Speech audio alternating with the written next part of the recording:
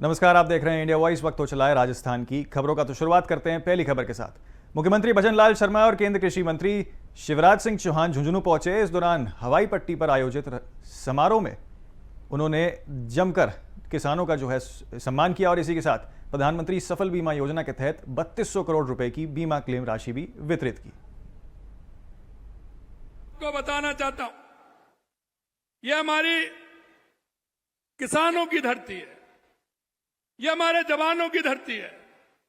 और आपको मैं और ध्यान दिलाना चाहता हूं, जब कारगिल का युद्ध हुआ था तो इस शेखावाटी के धरती से सबसे ज्यादा लोगों ने मातृभूमि के लिए अपनी आहुति देने का काम किया। ऐसी में किसानों की और जवानों की और उन बेटियों की जिन्होंने शिक्षा के क्षेत्र में अलग जगाई है, मैं आपके आज इस कार्यक्रम में आने पर मैं आप सभी का वंदन करता हूं, अभिनंदन करता हूं, आप सभी को मैं प्रणाम करता हूं।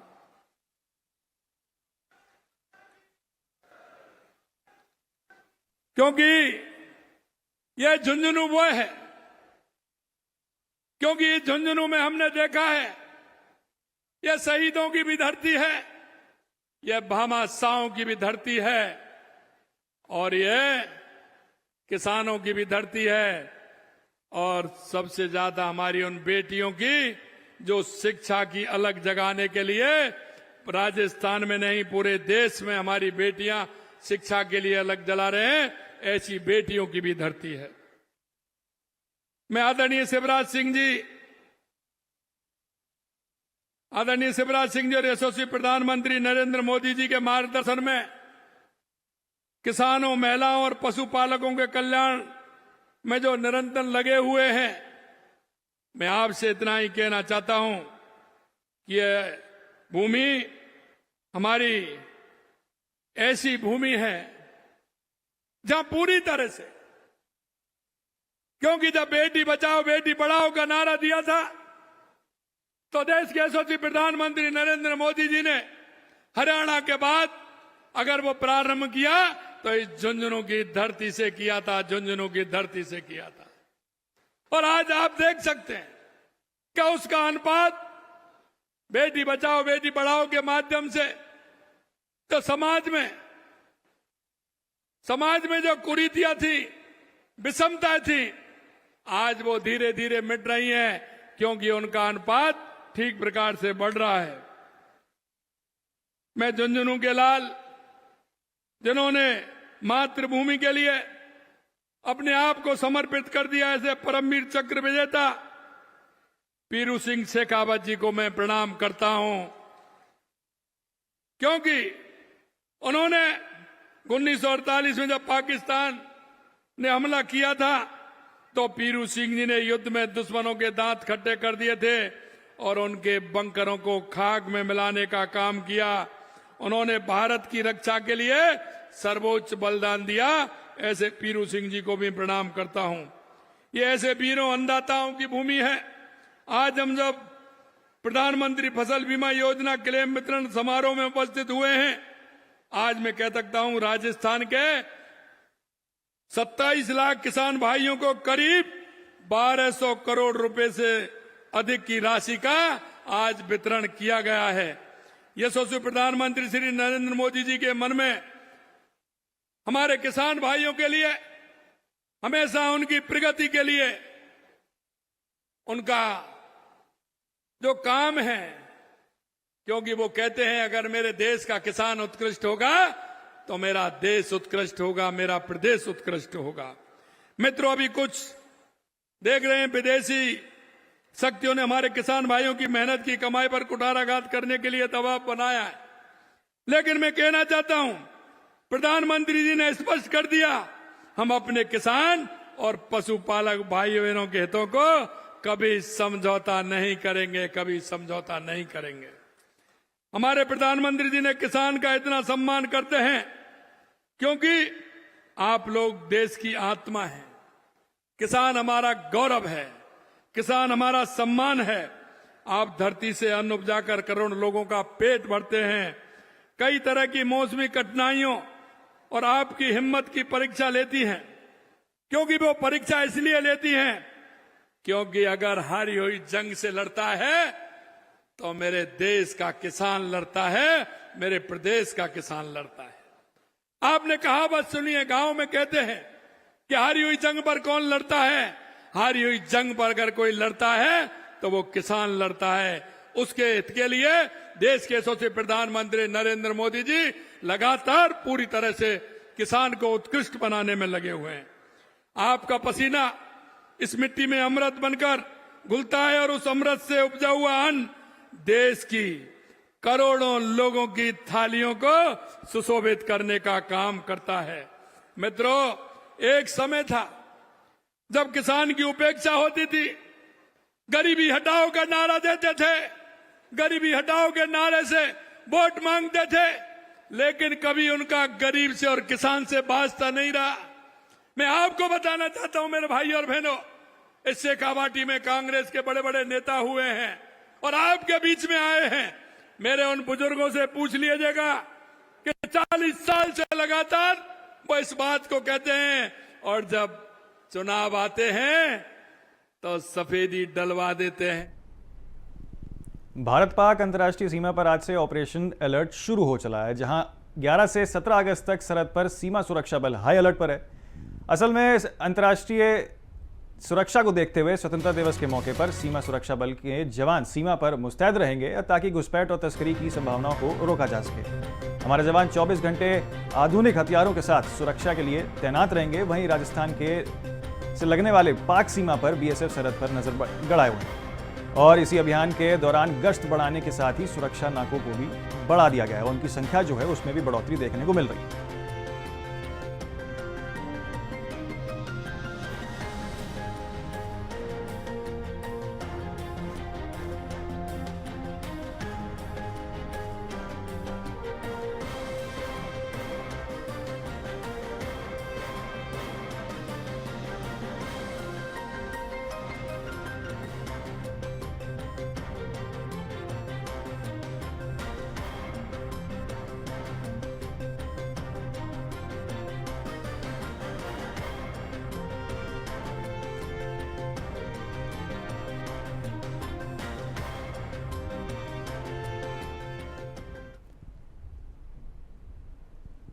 तो चलिए हमारे साथ हमारे संवाददाता के सिंह जुड़ चुके हैं अधिक जानकारी के साथ। के क्या जानकारी आपको मिल रही है, किस तरीके से जो सुरक्षा है अंतर्राष्ट्रीय सीमा पर वो अब बढ़ा दी गई है 15 अगस्त के चलते?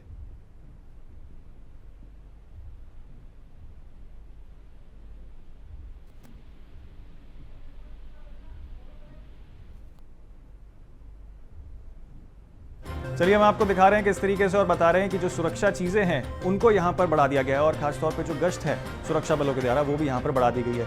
अभियान के दौरान जो है कई सारी चीजें ऐसी हैं जिन पर निगरानी बढ़ने की बात की जा रही है और अंतर्राष्ट्रीय सीमा पर 15 अगस्त के चलते जिस तरीके से जो पूरी सुरक्षा की व्यवस्था है उसको यहाँ पर चाक चौबंद करने की बात सरकार की ओर से की गई है। जैसलमेर की हम आपको खबर बता रहे हैं जहां पर क्योंकि अधिकांश इलाका राजस्थान का जो है वो सीमावर्ती है और पाकिस्तान के साथ जो है सीमा भारत की लगती है जैसलमेर में, इसी के चलते जो बीएसएफ है और सीमा सुरक्षा बल है उनकी तैनाती यहाँ पर बढ़ा दी गई है 15 अगस्त में, क्योंकि देखिए 4 दिन का समय रह चुका है। ऐसे में जो पूरी व्यवस्था है उसको चाक चौबंद करने के लिए यहाँ पर सरकार सारे कदम उठा रही है।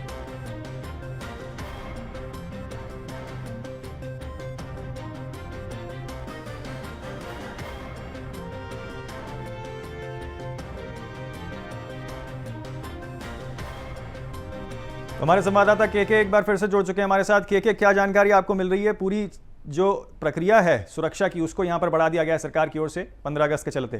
जी देखिए, ऑपरेशन अलर्ट अभी जैसलमेर में इंडो पाक बॉर्डर पर जारी है और चूंकि बड़ी तस्करी की उम्मीद, इनपुट ऐसे आ रहे हैं, बड़ी तस्करी की उम्मीद की जा रही है पाकिस्तान की ओर से ड्रोन के द्वारा और तमाम तरह की चीजों के द्वारा। तो उन्हीं सबको देखते हुए ये बड़ी एक तरह से पेट्रोलिंग है जो बढ़ा दी गई है।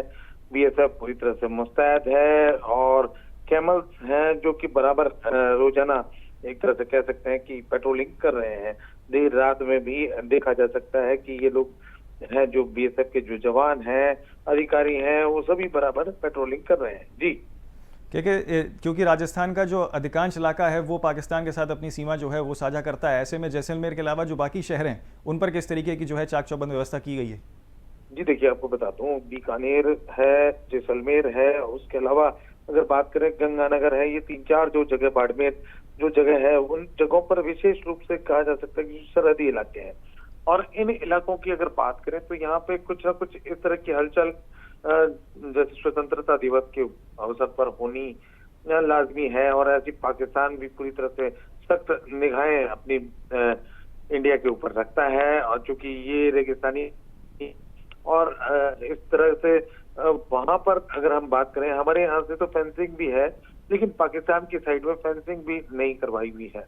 तो कहीं ना कहीं ड्रोन की पहले भी करोड़ों रुपए की हेरोइन्स हैं और तमाम तरह की जो चीजें हैं, जो यहाँ पर नशीली जो खेप है वो फेंकी गई है और उनकी तस्करी खूब हुई है। हालांकि पकड़े भी गए हैं कुछ जासूस, लेकिन फिर भी इस तरह की चीजों को देखते हुए पूरी अलर्ट पर है। जी, आपने कहा कि देखिए पकड़े भी गए हैं पिछले दिनों, तो ऐसी कोई जानकारी अब तक कितने लोग ऐसे हैं जो पकड़े गए हैं सुरक्षा बलों द्वारा? जी देखिए, सुरक्षा बलों की अगर बात करें तो पिछले 1 साल में अगर बात करें तो बीकानेर और गंगानगर और साइड में कहा जा सकता है करोड़ों रुपए की हेरोइन तस्करी है, जो 36 करोड़ रुपए तक की हेरोइन तस्करी सामने आई। और पकड़ने की बात करें तो लगभग 2 से 5 लोगों की है जो पकड़े गए। जी, अच्छा, बीकानेर का आपने जिक्र किया, यहाँ पे जैसलमेर का जिक्र किया, जिला प्रशासन जो है वो किस तरीके से तैयारियां कर रहा है 15 अगस्त को लेकर सुरक्षा बलों के साथ साथ? देखिए, जहां तक हम बात करें कि बीकानेर है चाहे जैसलमेर है, इनसे जो सरहदी इलाका है वो लगभग 100 किलोमीटर के आसपास है। तो चूंकि बॉर्डर सिक्योरिटी जो फोर्स है वो पूरी बॉर्डर पर ही तैनात रहती है, और जिला प्रशासन का अगर माने तो उन सरहदी एरियाज में जाने से एक तरह से प्रतिबंध कर दिया जाता है, आम जन नहीं जा सकता। उसके अलावा और अगर बात करें तो एक तरह से जो शहरी व्यवस्था है वो उसमें जिला प्रशासन का पूरा नियंत्रण रहता है, और तमाम तरह की जो पुलिस है वो पुलिस थानों को भी अलर्ट कर दिया गया है, जो सरहद के जो थाने हैं उन्हें भी अलर्ट कर दिया गया है, ताकि यदि कोई भी ऐसा कुछ वहां पे तस्करी होती गई है, हो रही है, या ऐसा कुछ होता है तो वहां पे पूछताछ इंटरोगेट करने के लिए आईबी इंटेलिजेंस भी मौजूद है, सभी की चौकियां और थाने भी मौजूद है। जी चलिए, बहुत शुक्रिया आपका के तमाम जानकारी के लिए। खबरों की तरफ आगे बढ़ते हैं। देखिए, डिंग जिले में स्वतंत्रता दिवस समारोह को भव्य बनाने के लिए जिले के किशनलाल सिंह ने जिस तरीके से काम किया है वहां पर आप आपको बता रहे हैं। देखिए, जिसके स्वतंत्रता दिवस के समारोह को एक साथ हर्षोल्लास के साथ मनाया गया, तो वहीं डिंग में जिस तरीके से पूरे विद्यालय में एक कार्यक्रम को भव्य बनाने की कोशिश यहां पर की गई।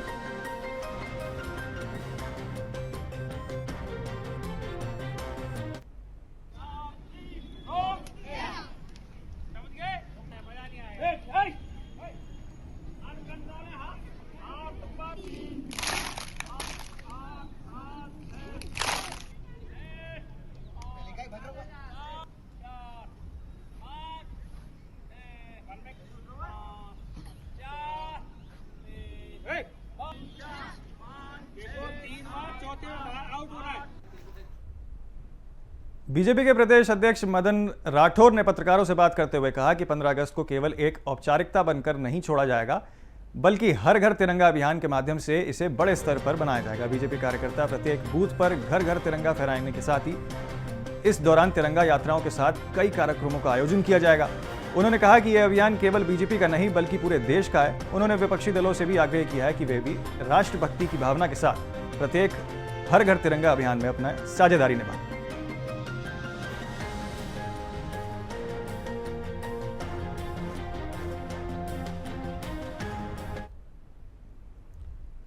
अलवर जिले के राजगढ़ क्षेत्र में देर रात जमीन विवाद को लेकर दो पक्षों में खूनी संघर्ष हो गया, जिसमें दोनों पक्षों के कुल 11 लोग घायल हो गए हैं। वहीं घायलों को राजगढ़ चिकित्सालय में प्राथमिक उपचार के बाद अलवर रेफर किया गया। सूचना मिलने के बाद पुलिस चिकित्सालय पहुंची, जहां घटना की जानकारी ली गई। वहीं दोनों पक्षों के 6 लोगों को प्राथमिकता उपचार के बाद छुट्टी दे दी गई है। इस हमले का वीडियो भी सामने आया है, जिसमें लोग हथियार लेकर घर के ओर आते हुए नजर दिख रहे हैं, और साथ ही धक्का मुक्की का भी जो वीडियो है वो वायरल हो रहा है। रात को हम खाना खा रहे थे, तभी ये लोग घर पे आए। घर पे आने के बाद इन्होंने सब ने भाभीयों से परेशान किया उनको, और भाई अकेले थे। तो नीचे आने के बाद उनके साथ मारपीट की, मैं भी था। सबके साथ मारपीट करने के बाद सारे 15-20 जने थे। श्री राम, मुनीराम, छोटेलाल का छोरा और उनकी बहू थी, और गिरिराज का लड़का था एक, उन्होंने मेरे सर पे वार किया, ये सर फोड़ दिया और मेरे पापा जी और चाचा का सबका सर फोड़ दिया। खबर राजसमंद से है, जहां चोरी के मामले में पूछताछ के लिए बुलाए गए ज्वेलर की अचानक मौत हो गई। आपको बता दें कि यह घटना कांकरोली थाने की बताई जा रही है, जिसके बाद पुलिस अधीक्षक ममता गुप्ता तत्काल थाने पहुंची और पूरे मामले की जानकारी ली। वहीं परिजनों ने मृतक की मौत पर गंभीर सवाल उठाए हैं और निष्पक्ष जांच की मांग की है। वहीं राज्यसभा और आसपास के इलाकों में व्यापारी अस्पताल की मोर्चा के बाहर एकत्रित होकर पुलिस के खिलाफ नारेबाजी और विरोध प्रदर्शन करते हुए भी नजर आ रहे हैं। मेरे भाई का नाम खूबचंद सोनी है। अभी कल दिन में 12:30 बजे कांकरोली थाने से 2-4 पुलिस वाले आए थे। उसमें से 1-2 तो ड्रेस में थे और बाकी शादी वर्दी में थे, और वो उनको 12:30 बजे उठा के लाए। तो मैंने पूछना चाहा कि भाई थोड़ा सा आगे रुके, थोड़े रुके, तो मैंने अपने भाई से बात करने के लिए मैंने पूछना चाहा भाई क्या कारण है। तो पुलिस वालों ने कहा कि भाई चोरी का मामला लिया इन्होंने। तो उसने साफ मना कर दिया कि मैंने नहीं खरीदा। तो उसके बाद ये लेके आ गए, चलो आप थाने आके बात करना। न तो मेरे को पुलिस वालों से मोबाइल नंबर लेने के लिए दिए, न तो लेने दिए, और वो फटाफट में उसको जल्दी से कार में धक्का दे के बिठा दिया और यहाँ लेके आ गए। उसके बाद मैं 4-5 बजे के आसपास यहाँ आया और मैंने उससे पूछा, तो उसको पता नहीं क्या इन्होंने टॉर्चर किया, मानसिक प्रताड़ना दी या कुछ शारीरिक दी, ये पता नहीं है, लेकिन वो उसके छाती में दर्द हो रहा था और मानसिक प्रताड़ना हो सकती है। छाती में दर्द हो रहा था, तो मैंने उसको टेबलेट ला के दी और कुछ सुबह से नहीं, मैं 5 बजे आया। नहीं, उनको अकेले को लेके आए ना? वो अकेले को लेके आए। अकेले को कैसे लेके आए? टेबलेट दी जब मैं साथ में था। उसने कुछ नहीं खाया था, तो मैंने थोड़ा बहुत नाश्ता ला के दिया। फिर वापस उसने कहा कि मैंने नहीं लिया, तो आप CCTV फुटेज के चेक कर सकते हैं। तो 2 पुलिस वाले मेरे साथ वापस गाँव आए। हमने चेक कर ही रहे थे, इतने में वापस यहाँ से फ़ोन आ गया। चेक भी नहीं किया और वापस यहाँ से फ़ोन आ गया कि आप तो जल्दी से फटाफट यहाँ आ जाओ। यहाँ आके देखा तो सीधा मैं आके हॉस्पिटल बुलाया और भैया है नहीं। खूबचंद। कहाँ के निवासी? घाटरमाला। राजस्थान के डिडवाना में पिछले कई दिनों से बारिश न होने से चौमासा की फसलों को लेकर किसानों में चिंता बढ़ गई है। दरअसल बारिश की कमी के कारण खेतों में नमी की कमी हो गई है, जिससे पिछले कई समय से खारिफ फसलों के विकास में बाधा आ रही है। वहीं बारिश न होने से खारिफ सीजन पर किसानों की खेत में कड़ी फसलें सूखने की कगार पर पहुंच गई हैं। आपको बता दें कि इस बार किसानों ने ज्वार, बाजरा, मूंग, मोठ, मूंगफली जैसे कई सारे फसल जो है उनको लगाए थे, लेकिन पिछले 15 दिनों से बारिश नहीं होने से अब किसानों की चिंता बढ़ने लगी।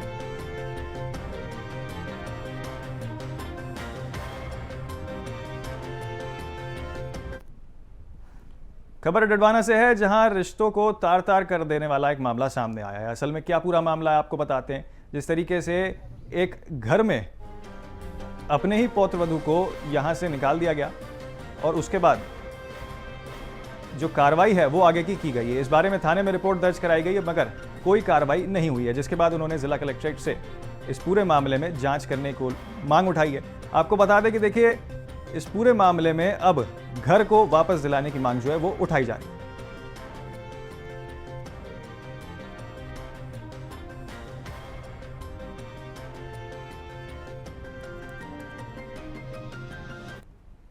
मेरे पोते की शादी होने के बाद में मेरे पोते की बहू के उच्च विचार होने की वजह से और मेरे पोते की बहू ने मेरे पोते से संबंध नहीं रखे, इस वजह से मेरे पोते का उससे कोई संबंध नहीं है, तो मेरे पोते ने उसको तलाक का नोटिस दे दिया।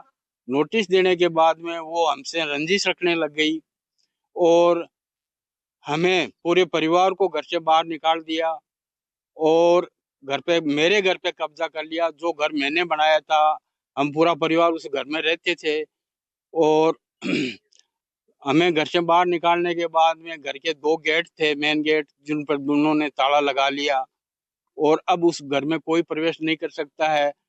मेरे घर में जो भी सामान था उसको मैं नहीं ले आ सकता, यहाँ तक कि घर के अंदर गेहूं, अनाज वगैरह खाने पीने का सामान था वो भी घर में ही पड़ा है, हमें लाने नहीं देती है। हम उस अनाज के लिए भी परेशान होते हैं और और कपड़े लत्ते वगैरह कुछ भी नहीं ला सकते। और हम जंगल में पड़े हैं। मैं और मेरी पत्नी, मैं 70 वर्ष का हूँ, मैं बूढ़ा आदमी हूँ और अब मैं कहाँ जाऊँ, क्या करूँ? मैं यहाँ मेरे खेत के अंदर पेड़ों के नीचे बैठा हूँ मैं, और मौसम की मार मुझ पे पड़ रही है और उस मेरे पोते की बहू की ज्यादती की वजह से हमें ये यातनाएं सहनी पड़ रही है। पाली में 2 साल के अंतराल में 6 करोड़ की लागत से तैयार बीजेपी कार्यालय का उद्घाटन अब जल्द होगा। आपको बता दें कि पूरा मामला है क्या असल में, जिस तरीके से 6 करोड़ की लागत से जो है इसको पूरे को बनाया गया है और अब जो है इसका उद्घाटन जो है जल्दी किया जाएगा। आपको बता दें कि देखिए राजस्थान में पाली में जो है 6 करोड़ की लागत से इसको बनाया गया, वहीं 2 साल के अंतराल में इसको पूरे करने की बात की जा रही है। आपको बता दें करीब 2000 वर्ग मीटर में बने इस मंजिल आधुनिक भवन का भूकंप और फायर प्रूफ रेस्क्यू जो है वो किया गया है, जिसमें 300 सीटें वाला मीटिंग हॉल, प्रोजेक्टर, फर्नीचर वाली फाइल और वीडियो कॉन्फ्रेंसिंग रूम जैसी सुविधाएं मौजूद हैं। वहीं उद्घाटन अगले 2 महीने में प्रस्तावित है। पार्टी के प्रदेश अध्यक्ष मदन राठौर ने तमाम नेताओं के साथ मौके पर पहुंचकर करीब 1 घंटे तक निर्माण कार्य का बारीकी से निरीक्षण किया। इस दौरान उन्होंने अधिकारियों को जरूरी दिशा निर्देश भी जो हैं वो दिए।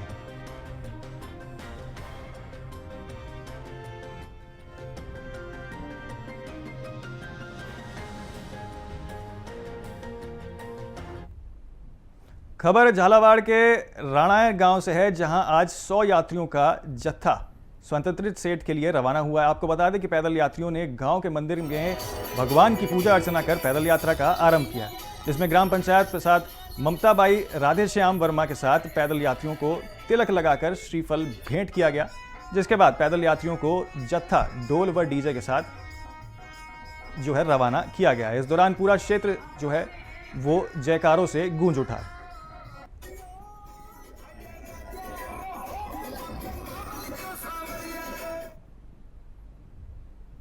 तो फिलहाल के लिए राजस्थान की खबरों में इतना ही। जल्द होंगे हाजिर, आप देखते रहिए इंडिया वॉइस।